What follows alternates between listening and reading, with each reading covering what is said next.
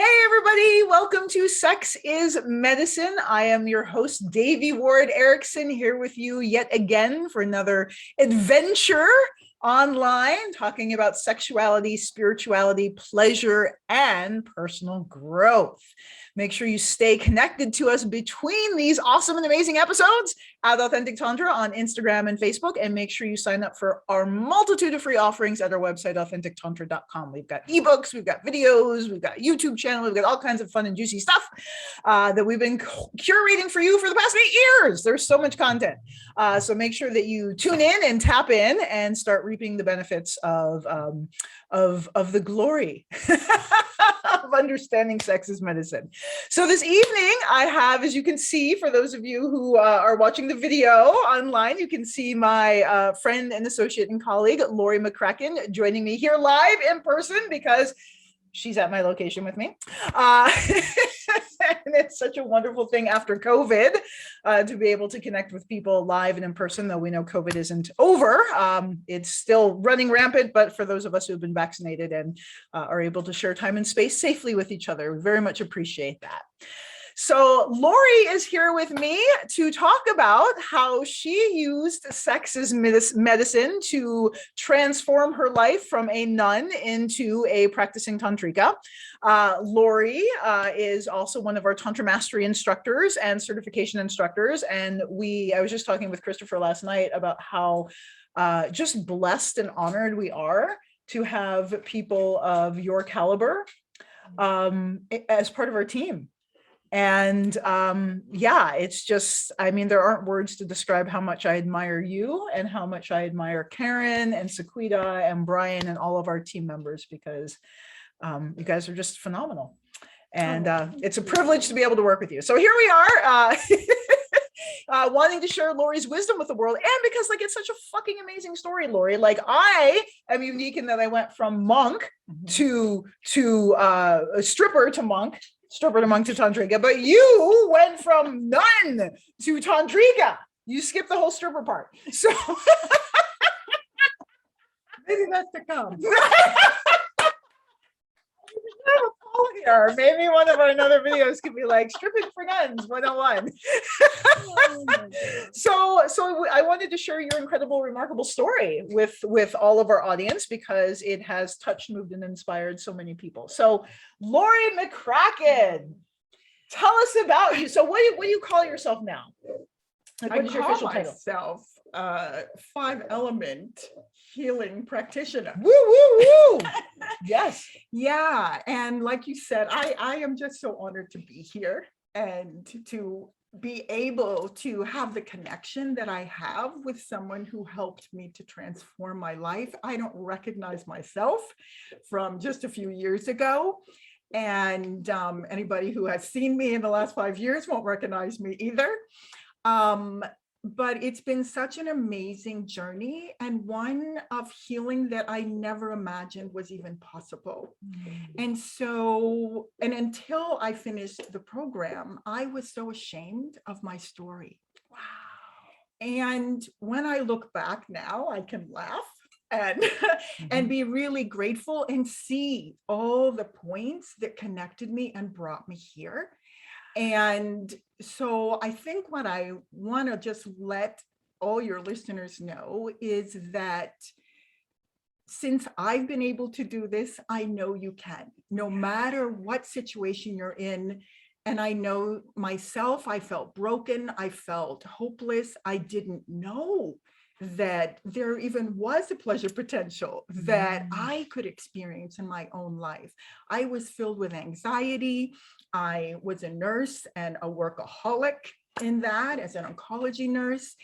And I had been in religious community for 20 years. So I had the vows of poverty, chastity, and obedience for all that time. And I can look back now and say, I'm so grateful that my body loved me enough to shut me down. I got severely depressed. And I realize now it was because my body was trying to tell me, you can't just be spiritual. Yeah. Right. Wow. And I didn't realize at the time that it was because of actual sexual trauma from when I was 5 years old that had created the conditions so that I didn't feel safe in my own body or in relationship with other people, particularly men, to be fulfilled as a human being. And so I just, from that point of being so disconnected and disassociated from my body to where I am now, and the joy, the delight to be in my own body and appreciate that, and appreciate the people that I live with, that I love, and be able to connect in meaningful ways, was something that I never thought was possible. And to experience that is like the greatest medicine. And even though that happened for me later in life, it doesn't matter. Like age doesn't matter for our sexuality, for our healing. Whenever we start and wherever we're at, that's such a gift.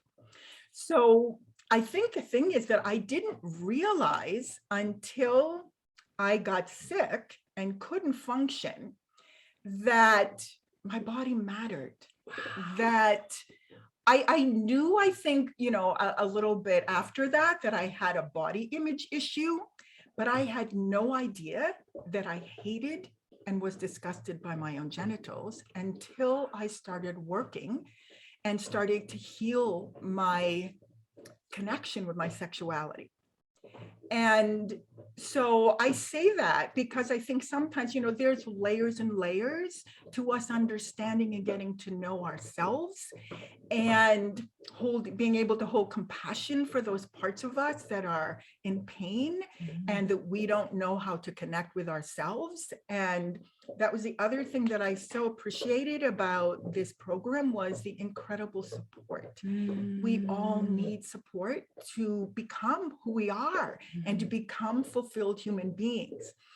And so you don't have to go this intensely at it as I did. I used to go hard or go home. That's the only way to do Tantra. Right? But so I had quite a bit of time of support from my therapist, who was a dear friend and an anchor for me, and the first person that I think I ever felt heard by and experienced compassion from. And I was in my 40s at that point. And I would always smile. I was a very happy person on the outside, but because I didn't want anybody to know or ask questions, when on the inside I felt like I was dying.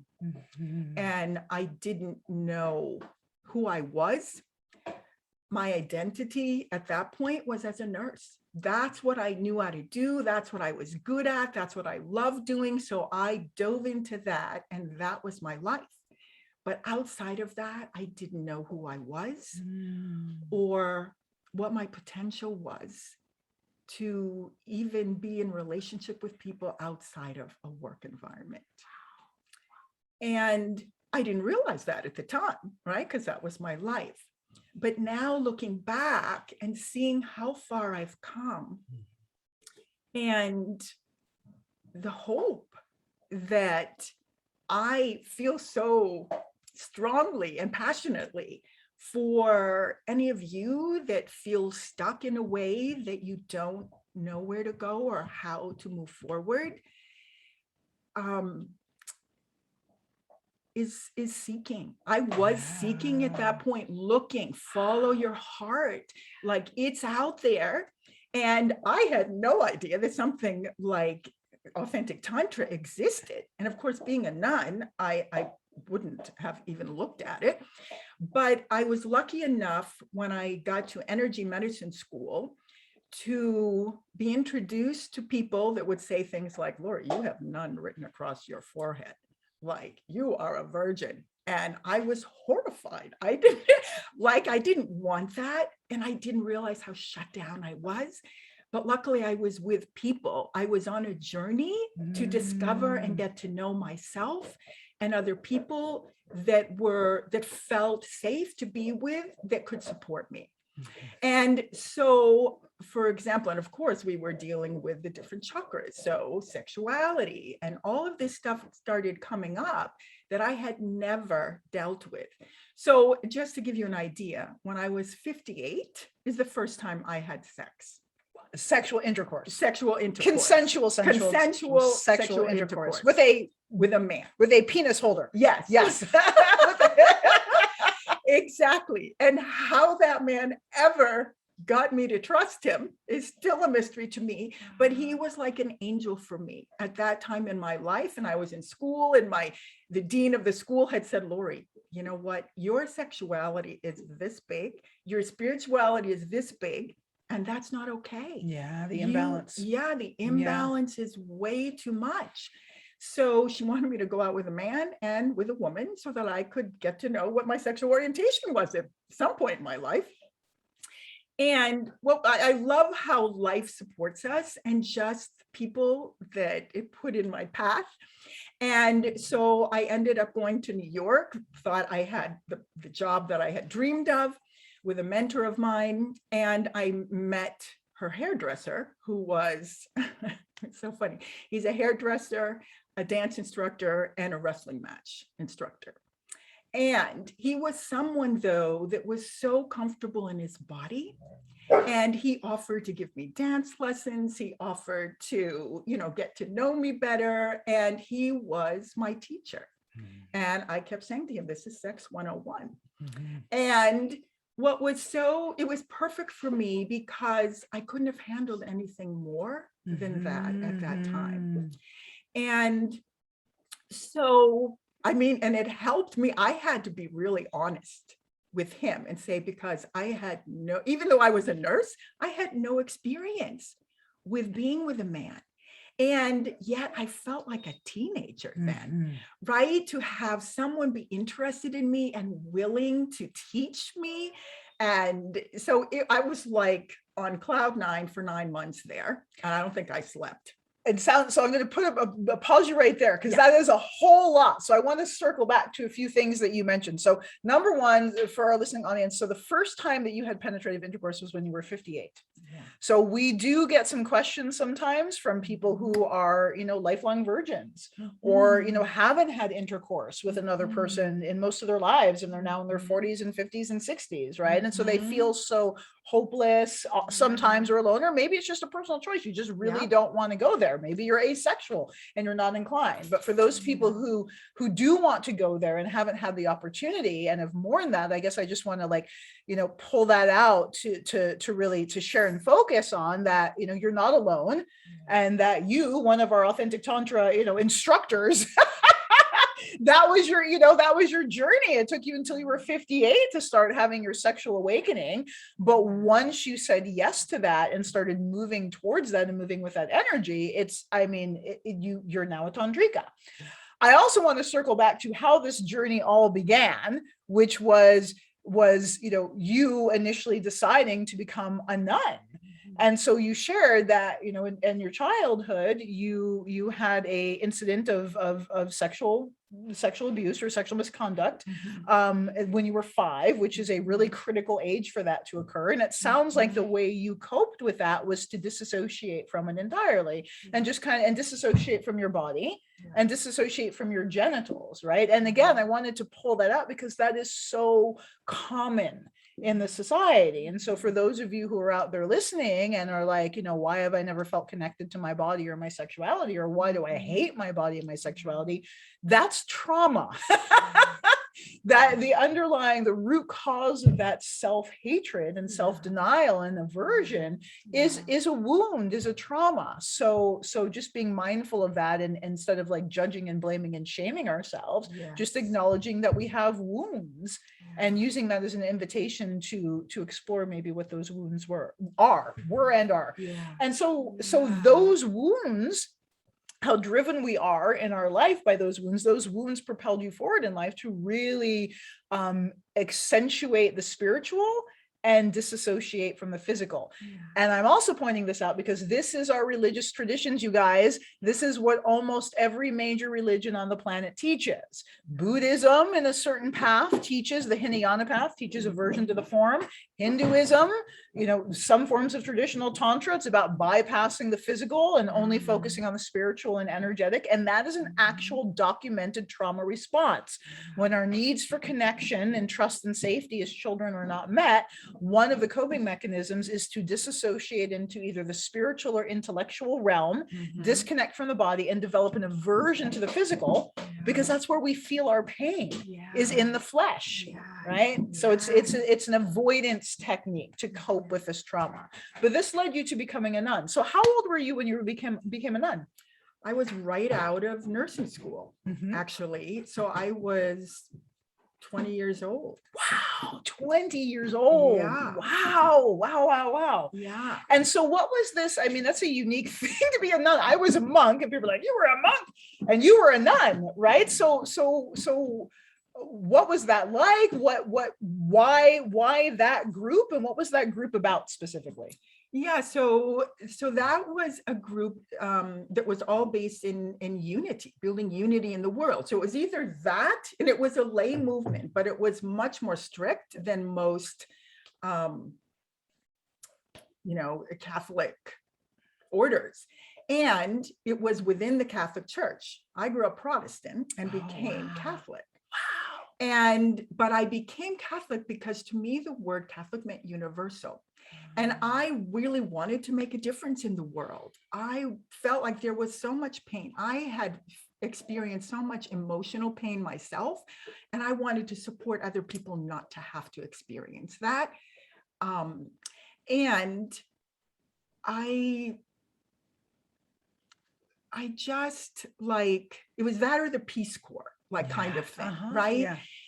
But because this was about building bridges between religions, between races, all of those things that still have always been in my heart, I thought this was something that would do it. And we didn't wear religious habits. It was the way we lived it. And for me, I need to be able to have whatever I'm doing be a way of life that I can live in every moment of my day and that affects every aspect of my life. So that's what brought me into it. But I didn't realize how unbalanced it was. And that essentially now in hindsight is like a cult. And so what's beautiful to me about that is, though, that deep desire for community, for helping make the world a better place and benefiting other beings is exactly what I found in the Institute of Authentic Tantra. Like when I heard Devi speak, and it was a podcast, I was way back in Massachusetts. And when I heard her say that every orgasm is a glimpse of enlightenment, I'm like, I have never heard that before. And it made so much sense to me. I'm like, that's the missing piece. This is wisdom. This is truth. Like, how do I get to know more about that? And the other thing you said that struck me so much is, in order to be fulfilled as human beings, we need to fully express as our sexuality. And when we do, there will be peace on earth. And I'm like, oh my God, that makes total sense. And somehow I knew, because I had such an aversion to men in general and hatred actually at that point.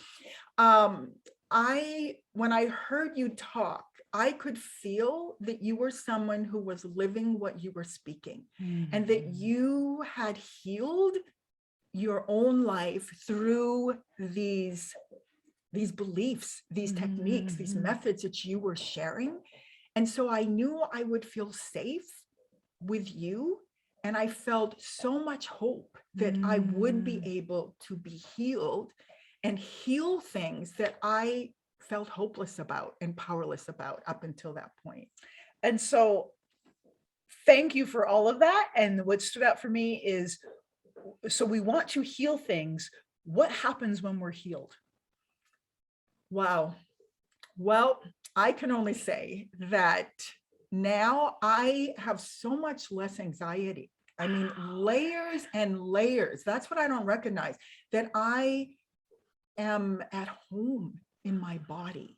I feel good. I can open up and allow pleasure to experience it. And see, what I realized too along the way is that because of that incident when I was 5 years old, until I started unraveling and healing this and in its own time, I didn't realize that their terror and pleasure had been locked together.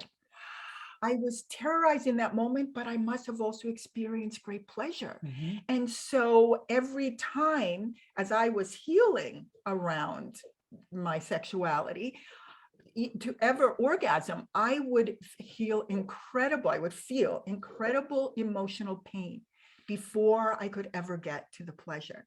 And I never understood that.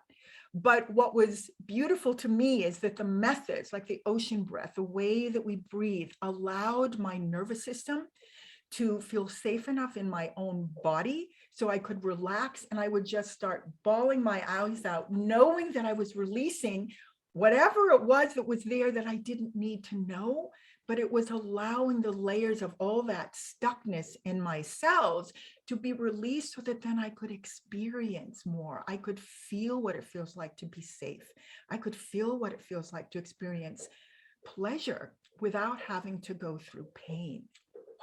And that is so beautifully described. And so the image that I'm getting, and what's really, alive for me right now, is that, our baseline as human beings is this bliss, joy, peace awareness. Like, that's the thing I think that we don't really understand, that like the core of the human design is love and peace and bliss.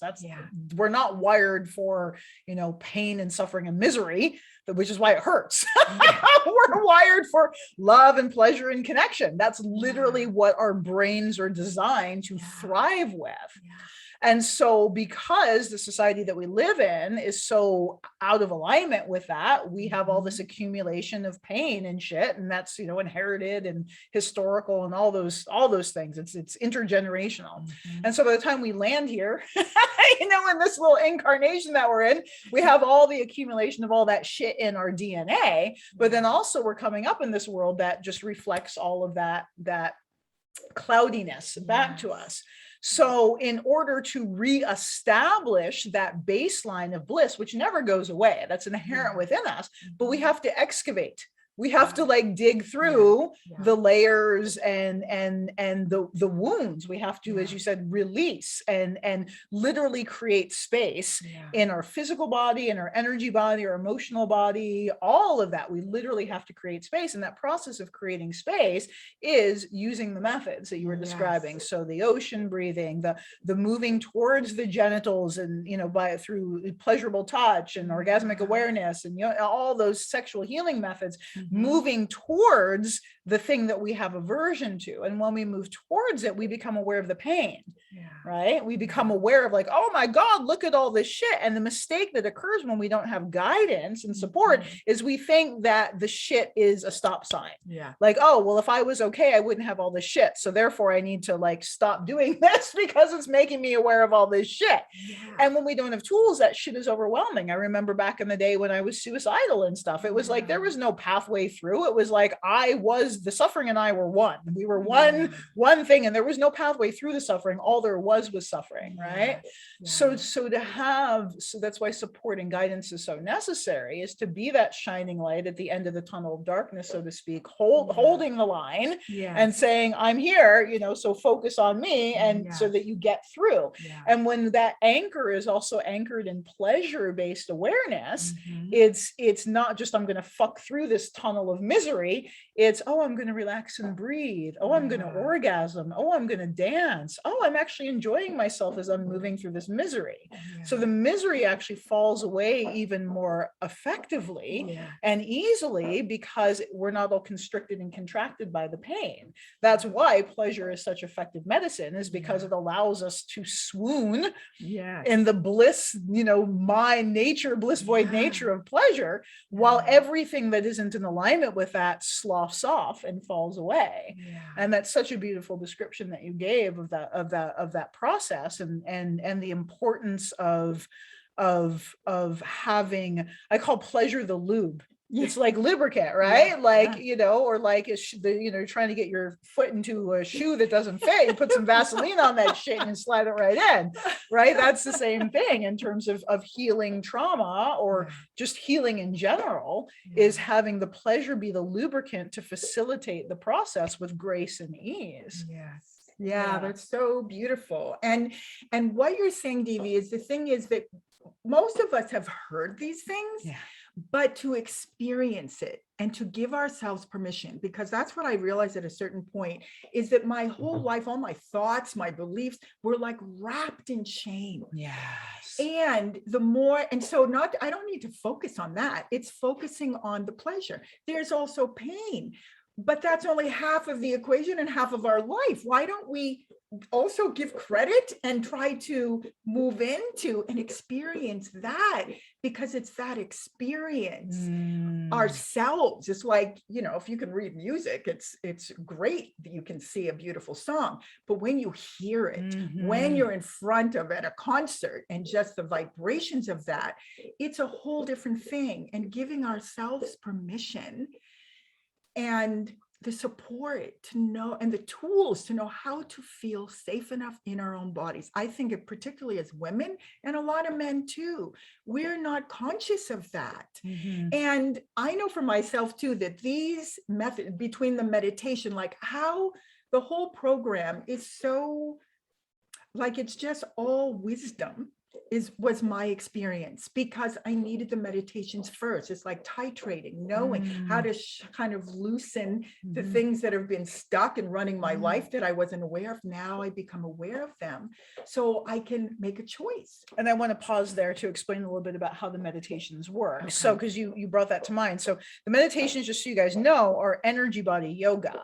And so what the Tibetan 5 element meditations do is they begin to clean and purify dense patterns in your energy body. But also the function of meditation is it rewires your brain.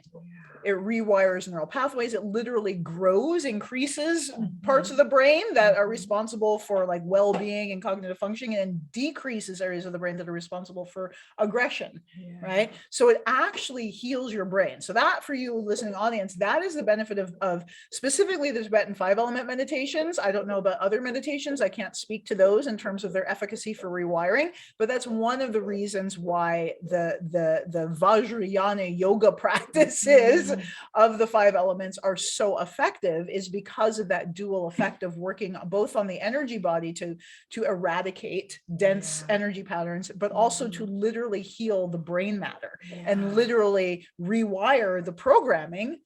And that's why our reality changes, because we're literally rewiring the software that programs the lens, that dictates the lens that we view life through. That's literally being purified.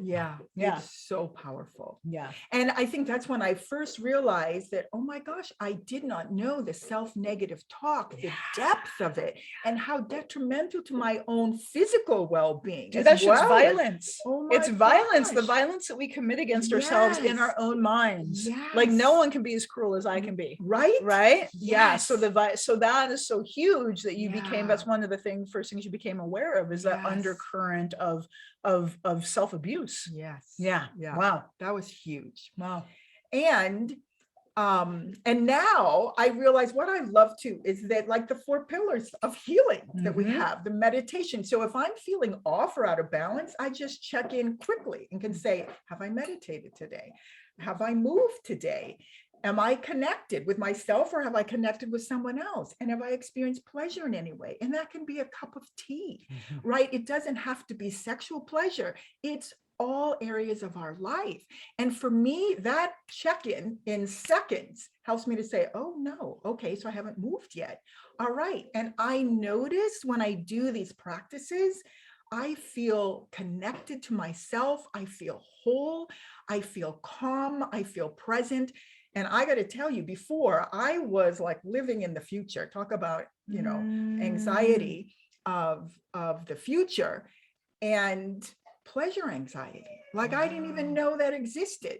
But when I heard that and started learning these tools and practices, I'm like, oh my gosh, they worked in a way that my body couldn't deny and my mind couldn't either. Yeah. So it just to feel at home and calm and present for other people as well as myself, and that whatever I'm doing, whether it's washing the dishes or having an orgasm, I can dedicate that to the benefit of all beings. I mean, that's huge to me.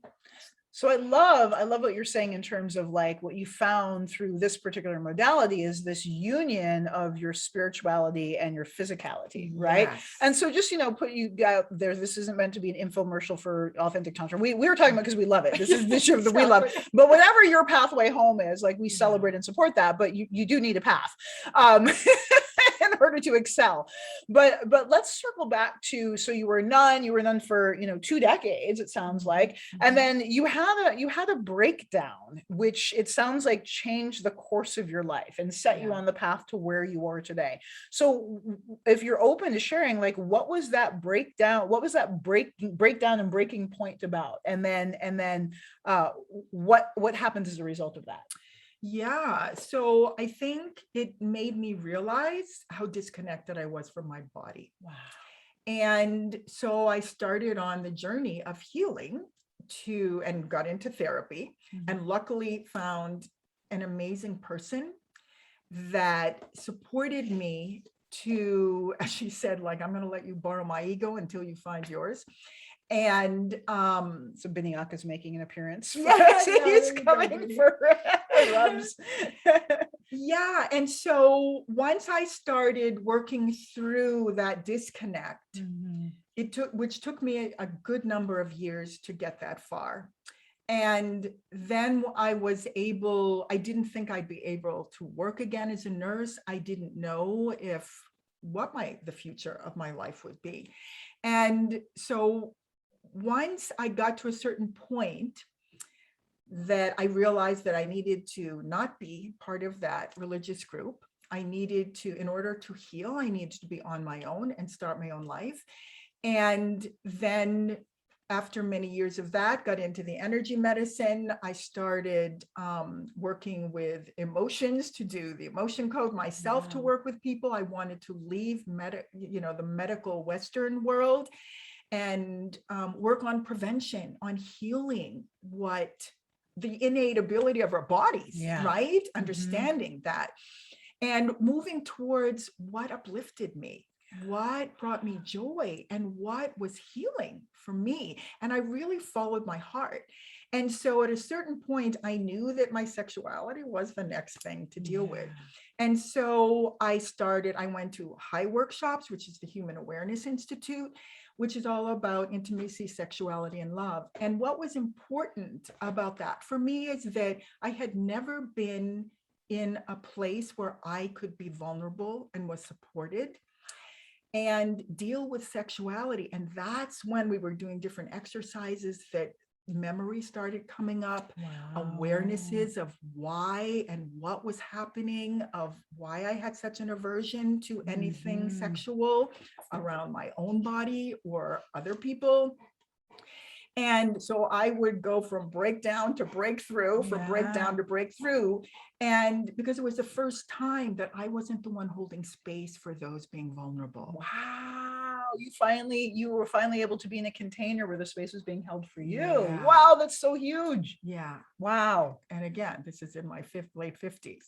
So, and then after that, at one of those workshops, I met a man who was amazing. And he, as he was supporting me, was in tears himself, said, this is how I white knuckled through this, and I'm happy to help you here. And it was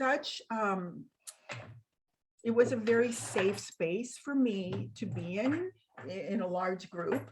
And so I began conversations, and for a number of years, we would talk for hours. And just because he was a recovering Catholic and sexual stunted development too. And it was like our inner children just loved each other. And so we were healing through our conversations. That was such medicine. And then through him, he introduced me to Betty Dodson, who now I'm 62, right? And I just could not believe that this woman was teaching other women how to masturbate. I mean, like in circles being naked. It's like, I was horrified. And at the same time, something intrigued me when I saw this video of her doing this. And once I got over the absolute shock and disgust, I'm like, oh no, I feel like I'm being called to do a workshop with her. So I went to New York for a weekend with her, being naked with 15 other women from around the world. And I was so scared. I broke out in a rash all over my body. I looked like a leper. And I'm sure it was my fears and vulnerabilities coming out from my bone marrow. And that lasted a year and a half. But I went anyway because I knew I would regret it, as scared as I was. You had a rash for a year and a half? Yes. Oh my God. Oh my God. That's a huge purification. It was. Wow. That had nothing like that had ever happened. Wow. Yeah. And that weekend, with those women and Betty Dodson, I healed 5 decades worth of shame and guilt around my sexuality. It was so amazing. And I think, as Betty says, you know, because there was nothing hidden, we had nothing to hide. And we're showing and naming our genitals. And I mean, just the most absurd thing that I ever could have imagined doing. And yet I was healed in a profound way. And so I went back and like, oh, thank God that's over with. And then I'm like, oh no, there's a certification one coming up. And I felt called to go to that. So I'm like, oh my God. But I knew I had to follow my heart because there was such profound healing there. I went, became certified in doing these body sex workshops. And before I left Massachusetts, my 91-year-old mother wanted to come. She asked if she could come and be part of it because she didn't understand what on earth I was doing, why I needed to heal my sexuality. But she, seeing the books and hearing the conversations, was realizing she had a lot that was not healed for her too. So I had an opening and she came. And of course, I'm greeting the women naked at the door. We have our vibrators, we're naming our vulvas. And she was right in there with the rest of us, the whole thing. And we had so much fun. And we healed. Like we've always had a good relationship, but there was some veil of something that I couldn't quite understand. And it was really painful for me. After that day, that weekend workshop, there is nothing hidden between us. She saw me in my joy and understood the importance of why this is important to heal. She opened up. And as I was learning about the program here and hearing and feeling called to move out to the West Coast in order to do this in person, she met a 76-year-old man and they could not move in fast enough and I could not move out fast enough. So my concern about leaving my 91-year-old mother and moving out west was like how life took care of everything. Let me know that this is my path and this is what I was meant to be doing. And moving out here, because someone had told me, Lori, if you can move to the West Coast, you will feel so different in your body.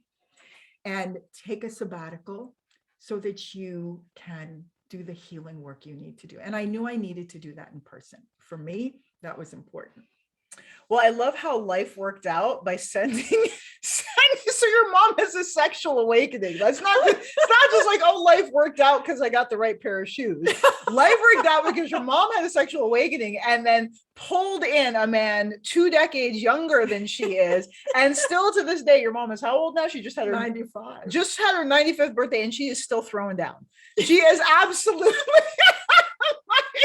prioritizes her sexual enjoyment. Like that's number one. I remember you telling me she's like telling the doctor, can I still have sex? Like I'm not willing to do anything that is going to interfere with my sex life at 95. So Hell yes. Like what a Yes. testament to the healing power and the intergenerational healing power. Yes. Right? Yes. Wow.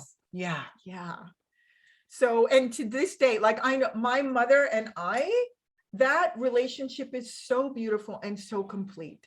Conversations, I have the deepest conversations with her. She wanted to be my practicum client as I was going through. Yeah, I remember that. She was one of your first students. She Yeah. was. And for Mother's Day, I send her lube. You know, I mean, it's and so she's been such an inspiration and a reminder that age does not matter. Mm-mm. Mm-mm. Yeah. No, it's not the cock block that we're taught it Right. is, right? Yeah, absolutely. In fact, in fact, and I love that because this is such an important piece of the conversation in terms of sexuality, because so often the conversation is it's heteronormative, though that's changing. It's very white, though that's changing, but also ageism is a huge aspect, right? It's only for the young and the sexy or up to a certain point. And so to have conversations for people to hear you say that, like the first time you ever had intercourse was at the age of 58, and you're now 65. 67. You're 68. 68. You're 68. Oh my God. How did that happen? I know. Oh my God. I mean, you look like you're 45. I know. Okay, you guys, this is a good testament to the power of Tantra. She looks like she's 45 and she's 68. Oh, exactly. Yeah. I know. And talk about shedding, right? Yes. So you're Oh 68 and going strong and having your Yeah. sexual blossoming. Yes. Lamatashi's 85 and is throwing down. Oh my Your goodness. mom is 95. So like that's like our sex. This to me speaks so clearly to how our sexuality is such an integral part to our humanity, right? No matter how old we are, it's still a part of us. Like babies masturbate in the womb, right? I mean, so our connection to our genitals is just an inherent part of being human. Yes. Well, what an amazing story, Lori McCracken, the joyologist. I wanted to have you on because it's such a phenomenal story. It's as like, I think is as unique and intricate and enriching as my own story. And so you are a Tantra Mastery instructor with the Institute, and you're also a certification instructor with the Institute. And you also do work called Emotion Code, which works with the emotions and energy body. So for people who want to get a hold of you and work with you one-on-one, how do they go about doing that? Well, you can reach me at Lori at authentictantra.com or at the Institute. I'm on the page of the teacher, the faculty there. All right. So you can find out more about you at authentictantra.com. Yes. Wonderful. And one of our Tantra Mastery instructors, if you want to learn more about how to work with Lori and all of her myriad of gifts and talents. You won't find Lori on social media so much because she doesn't like it. I feel ya.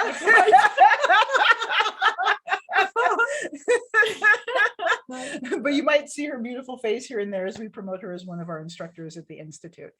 So Lori, for people who are just beginning their journey of sexual healing and awakening, what are some words to the wise that you might offer for people who are just kind of like, they're aware, they've hit that point in life, they're aware that they want more, they're listening to this podcast, so they're interested in exploring. What words of encouragement or wisdom can you offer to help guide their path?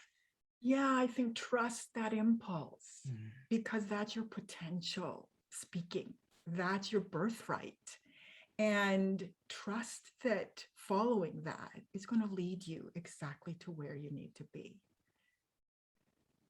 And if it's here, that would be great. I would be so honored to support you on that path. But just don't give up. Keep going. You deserve that. You are worthy of that. And you matter. And that desire matters. Your pleasure matters.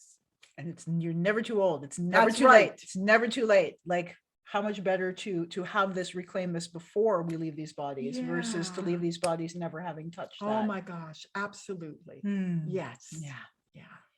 All right, my friends, thank you so much. Thank you, Lori. What a beautiful conversation. Thank you all for joining us this evening. It's such a gift and a pleasure. I do want to let you guys know that we're going to be wrapping up for the winter this month of October. These are going to be the last episodes of 2021. We're taking November and December off to regenerate and recoup, and we have some exciting stuff in store for you in 2022. So make sure that you go to our website, authentictantra.com, and sign up for all of our announcements so you are in the know about all the fun stuff happening, and stay connected connected with us between sessions at authentictantra.com website, but also Authentic Tantra on Instagram and Facebook. And make sure you check out our YouTube channel, Sex is Medicine with Authentic Tantra. Have a beautiful night.